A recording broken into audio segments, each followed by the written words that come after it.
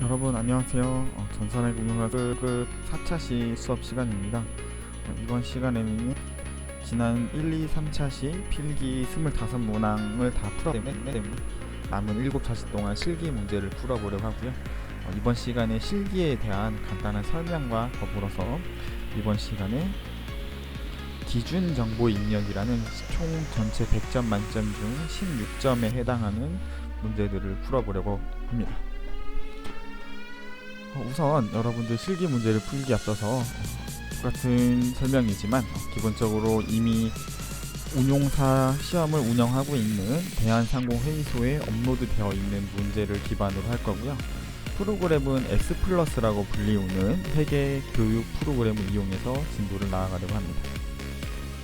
가장 먼저 그래서 여러분들 이 실기 문제를 받아야 되기 때문에 포털 사이트에서 대한상공회의소 자격평가사업단을 검색하셔서 들어가셔도 되고요. 아니면 선생님이 지금 이렇게 드래그한 이 메모장에 이 주소를 치고 들어가셔서 webdisk.cocham.net 하고 5000 이렇게 입력한 다음에 아이디는 코참 6개가 비밀번호입니다. 여기 들어가셔서 지금 선생님이 이야기하는 폴더에 들어가면 스마트 A KCCI 2020이라는 실기 프로그램이 있고요. 그와 더불어서 이미 공개되어 있는 올해 2020년형 전산회계 운용사 상급 공개형 문제가 있습니다. 이 두 가지를 다운 받으시면 될 것 같고요. 그리고 공개 01번만 아마 7차시 정도 동안 풀 수 있을 것 같아요. 시간이 그렇게 많지가 않기 때문에 기초 데이터베이스 중에 캠프, 과거엔 카엠이라는 회계 프로그램이었는데 이건 상공회의소에서 자체 개발한 프로그램입니다. 이 데이터는 쓰지 않고요. S+ 안에 있는 제임스컴이라는 이 데이터를 이렇게 바탕화면으로 이동시켜서 세팅을 해주시면 될 것 같아요. 그 후에 다운받으셨던 스마트 A KCCI라는 2020 이 프로그램을 실행시키셔서 이 New S+ 실무 교육 프로그램을 설치하시면 되겠습니다. 잠깐 선생님 영상을 일시정지를 한 상태에서 이 사이트에 들어가셔서 문제를 풀어보시면 될 것 같아요.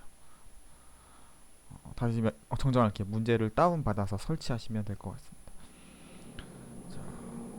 자, 마저 여러분들 다운받는 동안에 내용들을 설명을 하면 크게 4덩어리로 100점으로 이루어져 있다고 지난 시간에 설명을 했었죠. 근데 전부 다 4점씩인데 그래서 총 몇 문항 이상 나와야 된다? 18문항 이상을 맞추면 72점이 됩니다. 그래서 합격하실 수가 있고요. 그 중에서 가장 기초적 기준 정보 입력이라는 문제를 풀어보려고 하고요. 크게 미리 살펴보면 여러분 다운받는 동안에 한 덩어리의 문제인데 안에 하나, 둘, 셋, 4개의 세부적인 문제 그리고 더 세부적으로는 부분 점수를 주는 문제도 있는 것 같아요. 각 2점 되니까 이거 하나 등록하면 2점, 또 추가하면 2점 이런 식으로 되어 있는 것 같고요.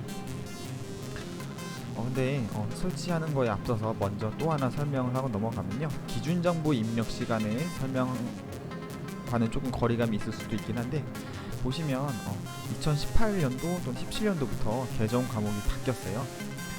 금융자산이라는 개념이 한국차트국제회계 기준 KIFRS에 전면 도입이 되면서 단기예매 금융자산, 매도 가능 금융자산, 만기부의 금융자산이 각각 단기손익, 공정가치 측정 금융자산, 기타 포괄손익, 공정가치 측정 금융자산, 또 상각 후 원가 측정 금융자산이라는 이름으로 바뀌게 되었습니다. 그래서 내일부터 미리 이야기하면 일반 거래 문제, 그리고 결산 분계 문제, 장부조회 문제 이렇게 남은 3덩어리의 문제는 2차시씩 나눠서 진행할 예정입니다. 그래서 오늘 4차시에는 기준정보 입력, 5, 6차시에는 일반 거래, 7, 8차시에는 결산 분계, 그리고 9, 10차시에는 장부조회 문제 정리를 한번. 자, 그럼 여러분들 다 설치가 됐을 거라고 생각하고요. 한번 프로그램 실행시켜 보도록 할까요? 더블 클릭 시키시면 이렇게 US+ 더 좋은 스마트 A 실무교육 프로그램이라 나올 건데, 참고로 이 프로그램 같은 경우에는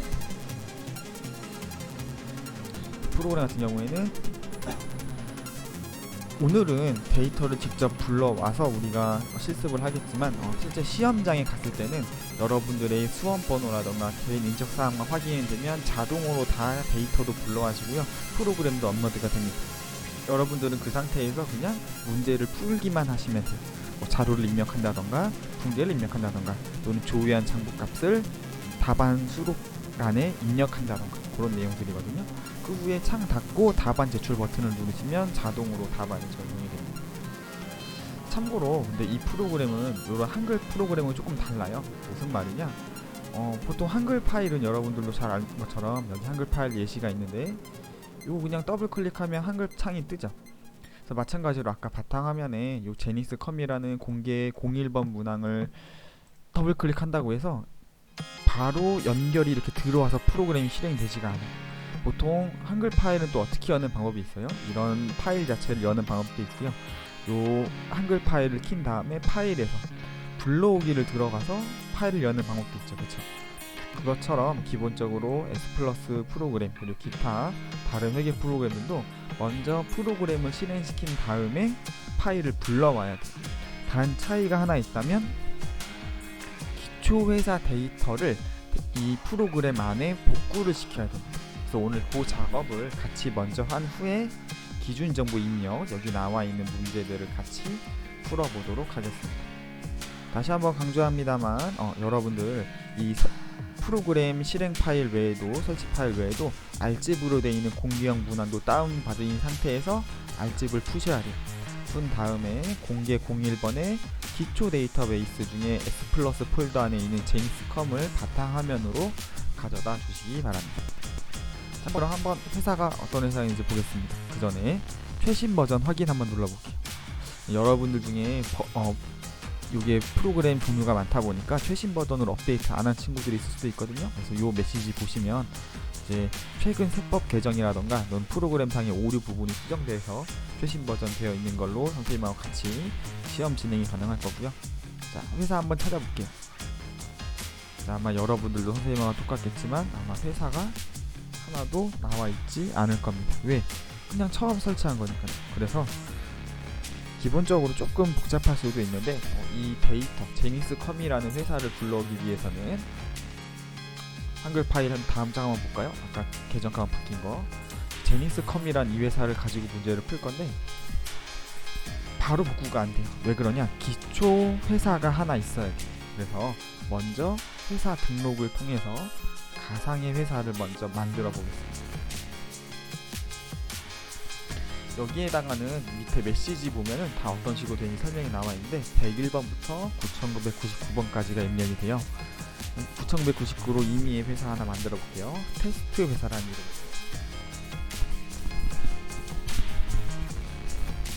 그리고 구분의 법인 사용한다고 해주시고요. 기수는 올해 처음 시작한 1기로 할까요? 그리고 2020년도 올해 처음 시작한다.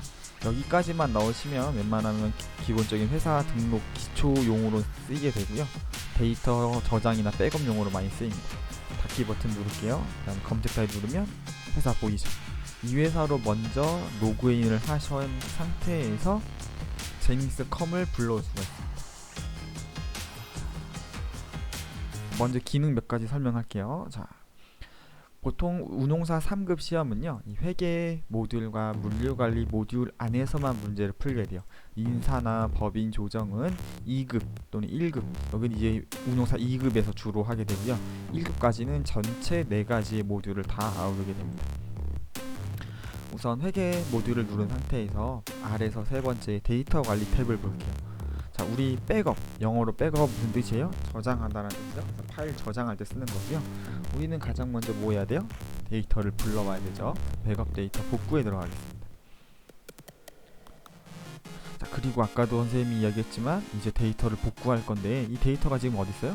바탕화면에 있죠. 그래서 데이터 경로를 먼저 바탕화면으로 잡아줘야 돼요. 그럼 이렇게 제닉스컴이 나올 거예요. 복구하기 눌러볼게요. 그냥 이 상태로 회사 코드 그대로 누를게요. 801. 이렇게 쭉 데이터 복구하는 거 나올 거고요. 아까도 얘기했지만 이거는 실제 시험 가선 안 해요. 자동으로 됩니다. 여러분들 성공 확인했으면은 상단에 9999 테스트 회사가 있는데 얘를 클릭하겠습니다. 검색 버튼 누를게요. 그럼 제닉스컴이 보이죠? 얘로 확인 눌러서 재로그인 하겠습니다. 그럼 기존에 열린 메뉴 종료할 건지 물어봐요. 그냥 얘 누를게요. 이 상태에서 이제 문제들을 풀면 되겠습니다. 먼저 간단하게 설명만 하면요, 기준 정보 입력 문제는 크게 네 가지의 메뉴를 이용해서 문제를 풀게 되는데요. 거래처를 등록하는 문제가 나올 때도 있어요. 그리고 고정자산 등록이라고 해서 유형자산, 우리 많이 알고 차량 운반과 건물, 비품 등을 등록하는 문제들도 있고요. 그 다음에 실제 우리는 무슨 상품을 그래서 회사의原材料 등을 등록하는 품목 등록 메뉴가 있고요. 그 다음에 일을 할 직원과 부서도 필요하겠죠. 그래서 부서 사원 등록 메뉴가 있습니다. 기준정보 등록은요, 그래서 크게 이 네 가지 메뉴를 이용해서 문제를 풀게끔 출제가 되고 있고요. 이 외에도 다른 메뉴가 있는데 그 부분은 이번 실기 문제에 나오지 않기에 다루지 않겠습니다. 한 가지 팁만 알려드리면요, 여러분들 다 메뉴에 있긴 있어요. 보시면은 거래처 등록 회계 모드를 누르면은 기초정보관리에서 세 번째 메뉴에 거래처 등록이 있습니다. 여기서 문제를 푸는 경우가 일반적인데, 내가 요 메뉴들 이름은 얼추 기억이 나는데 어디 있는지 당황스러울 때 있어요. 메뉴가 굉장히 많잖아요. 그럴 때는 우측에 상단에 보면 돋보기가 있어요. 이 돋보기에 거래처만 입력하면 이런 식으로 메뉴들이 다 뜹니다. 그래서 선생님은 보통 여러분들하고 수업을 할 때 돋보기들을 많이 이용해서 문제를 풀고 있고요. 한번 문제를 간단하게 풀어보도록 하겠습니다. 신규 거래처를 등록하시오. 문제 먼저 풀어볼게요. 거래처 각 2점이니까 이렇게 부천 하나 전체 넣으면 2점, 나머지 전주까지 넣으면 2점에서 총 4점짜리 문제인 것 같습니다. 자, 그럼 거래처 등록 한번 돋보기에 쳐볼게요. 거래처. 메뉴가 두 개 나오는데 사실 재무 모듈이든 물류관리 모듈이든 어디든 똑같아요. 그래서 그냥 우리 맨 위에 있는 재무얘기 모듈로 들어가 볼게요. 창이 새로 뜰 거고요. 해체 문제는 두 가지 유형으로 나뉘어지는데 이 금융 그리고 카드 세 가지로 나눠집니다. 실수를 했네요. 자, 일반 메뉴는 뭐냐면 그냥 일상적으로 거래를 하는, 상품을 사고 팔거나 또는 뭐 주유소에 우리 주차 주유비를 주유한다던가, 그런, 또는 뭐 종업원들의 세금을 내는 세무서를 등록한다던가, 그래서 금융기관이나 카드회사가 아닌 그냥 정상적인 일반 영업활동상의 거래처를 낼 때는 일반 거래처를 이용하고요. 그게 아니라 우리가 당좌예금이나 보통예금, 뭐 정기예금, 정기적금, 뭐 단기예금 이런 계정들의 금융기관들을 사용할 때는 금융 메뉴에서 은행 이름들을 다 넣습니다.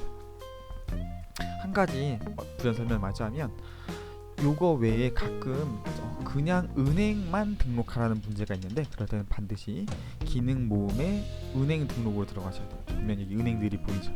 은행을 가끔 등록해야 되는 문제들도 있어요. 그럴 때는 기능 모음에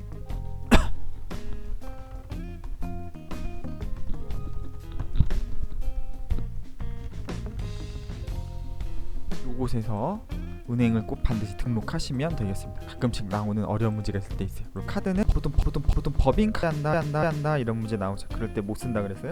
우리가 카드사의 대금을 갚아야 되는 빚이 생긴 거기 때문에 미지급금 계정 사용한다고 했었죠. 미지급금 계정 쓸 때 주로 사용하게 되는 카드회사 등록할 때 쓰는 메뉴가 거래처 등록의 카드가 되겠습니다. 근데 지금 보시면 알겠지만 부천 정보 유통, 전주 정보 유통 다 일반 거래처죠. 그래서 일반 거래처에 넣어볼게요. 보시면 하단에 이렇게 유분이 있어요. 그래서 이 여백에다가 입력하시면 될 것 같아요. 천천히 한번 넣어볼게요.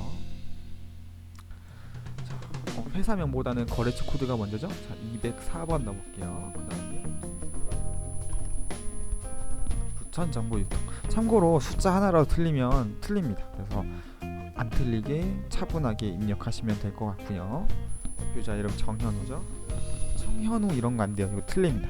여기서 중요한 건데요. 이제 거래처 분류를 보면 부천 정보 유통은 매입처고 전주는 매출처죠. 그래서 반드시 전체라고 되어 있는 거를 부천에 이렇게 매입 그리고 사용한다는 거 동그라미 해주시면 되겠습니다. 그 다음에 뭐가 남았냐면 업태 종목이 남았어요. 업태 판매하는 형태죠. 도소매의 회사 같고요. 종목은 컴퓨터를 다루고 있다. 그래서 부천 정보 다시 누른 다음에 4번과 5번에 맞아 넣어줘야 돼요. 업태 종목 이렇게 넣어주시면 될 것 같고요. 자, 마저 새로운 전주 정보 유통도 넣어볼게요. 자, 104번 전주 정보 유통. 다음에 넣어줘야겠죠. 사업자 번호 402-8155-336. 그리고 이거는 매출 거래처라고 했죠. 매출 거래처 골라주고 사용한 다음에 대표자명이 빠져있네요. 다시 대표자명으로 해서 홍지선 넣어주겠습니다. 그 다음에 업태 종목 똑같았죠. 아까 전에 도소매 컴퓨터. 그래서 이렇게 입력해줄게요. 그럼 첫 번째 문제는 그냥 쉽게 풀어낸 겁니다. 자, 그래서 두 번째 문제 볼게요. 다음에 유형 자산을 등록하시오. 보면 비품을 등록하게끔 되어 있는데 그럼 여러분들 하나 궁금한 게 있을 거예요. 그럼 이 문제 분개해야 되는 거 아닌가? 라는 생각이 있었는데 분개 문제는 내일 할 거예요. 여기 보시면 기준 정보에 등록한 진공청소기를 어디에서 구입하고 대금 외상이다 라는 문제가 있죠. 그런 것처럼 문제가 연동이 돼서 많이 나오는데 우리는 기준 정보 관리에서는 등록만 하면 돼요. 이런 식으로 비품이나 건물 등록하는 메뉴 어디라고 했어요? 고정자산 등록이라고 했죠. 그래서 돋보기에다가 똑같이 고정자산 칠게요. 치면 나오죠? 들어가겠습니다. 맨 위에 거 똑같이 어디든 상관없지만요.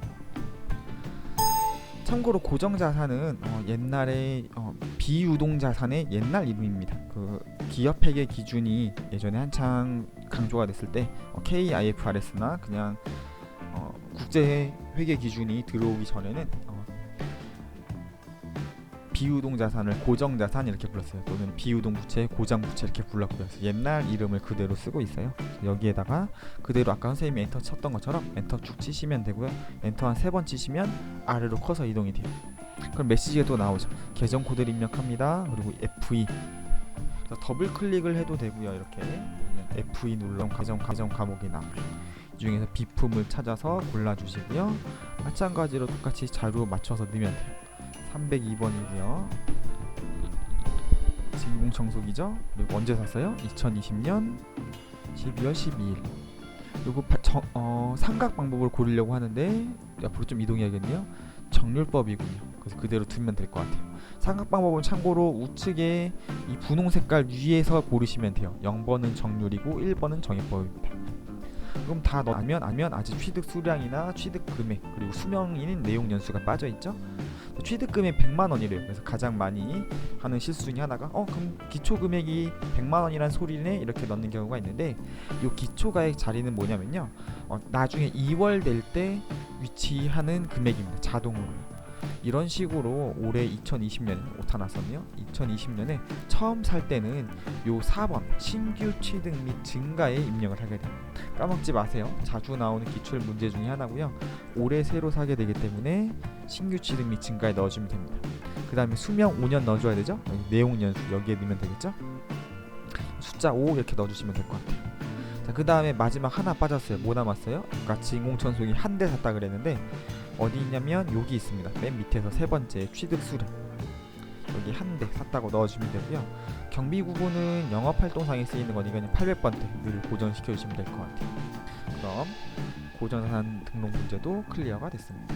자, 이어서 신규 상품 등록 문제 풀어볼게요. 자, 아까도 말했지만 품목 등록에서 한다고 했었죠. 그래서 돋보기에 또 품목만 넣어볼게요. 상품이라고 치면 한번 더 품목 등록 있죠? 위에 들어가죠. 여기서 똑같이 상품 등록해야 되고요. 아까 코드 번호가 여기 1007번이죠. 1007 분명 CPU 참고로 대문자로 넣어주셔야 돼요. 규격은 A7. 왜냐면 다 대문자로 되어 있기 때문에 대문자로 넣어주셔야 되고요. 그 다음에 품목 종류 상품 넣었었고요. 기본 단위가 EA래요. 근데 EA를 어디다 넣어야 되느냐? 참고로 이 문제들은 위에 이미 등록되어 있는 상품들을 보시면 돼요. 그럼 기준 단가도 쓰여 있긴 하네요. 근데 우리는 자료 넣기 나오면 그거 하기로 하고요. 지금 8번까지 해서 5번부터 8번까지 모두 EA를 넣겠습니다.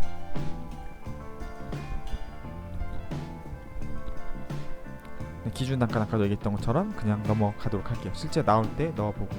자, 그럼 이제 한 문제 남았죠. 신규 부서 등록. 부서를 넣을 거예요. 부서는 부서 사원 등록에서 합니다. 그래서 한번 넣어볼게요. 돋보기에 부서 치면 나오죠. 부서 사원 등록. 여기 들어가서 여기 나와 있는 그대로 넣으면 되겠죠.